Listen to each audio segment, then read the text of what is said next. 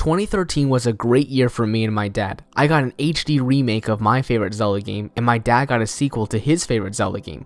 With us both being Zelda fans, it was quite the year for us. I remember that my dad just could not put the game down, which I was partially okay with because I had Wind Waker HD, but after about 2 months, I was finally able to play the game for myself. And I see why he couldn't put it down.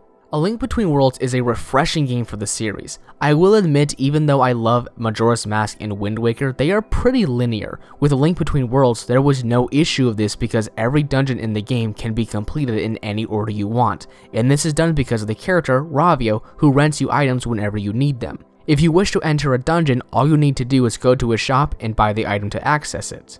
With this mechanic, dungeons feel so much more complex and more fun to traverse. The game has to keep in mind that whatever dungeon you enter will be your first one, and that you probably won't have any other items, so the dungeon really has to rely on that one item. And this works well because this allows the game to really get creative with its puzzles, and the dungeons also have to focus on having many different layers for you to fall to or climb up.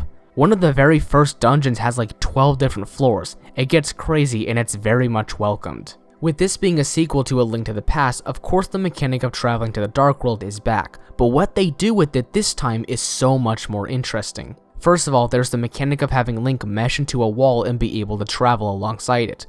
This is also used a lot in dungeons.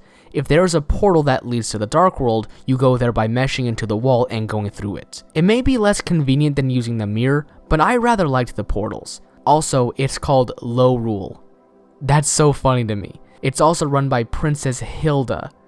I don't know about you, but I find that hilarious, and it makes the Dark World a lot more interesting. I also love how it's portable. I don't know how to explain it, but I feel like the fact that you can take this game anywhere you want and absorb it into little chunks when you're on the go really enhances the experience. It's weird, but that's the best way I can really explain it. This game works on a handheld. I wish I could talk about the ending, but I don't want to spoil anything, especially since this game deserves to be played. Also, there's a pretty big reveal at the end that I won't dare spoil. The only negative I have with this game is it's too easy?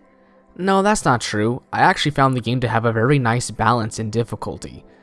The bosses? No, again, I actually found all the bosses to be both creative and challenging.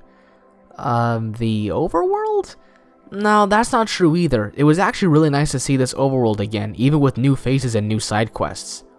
Huh, I guess I have no problems with the game then. Interesting. A Link Between Worlds is a game that not only all Zelda fans should play, but all 3DS owners should play. Now, is it better than A Link to the Past? Guess you'll have to wait and see.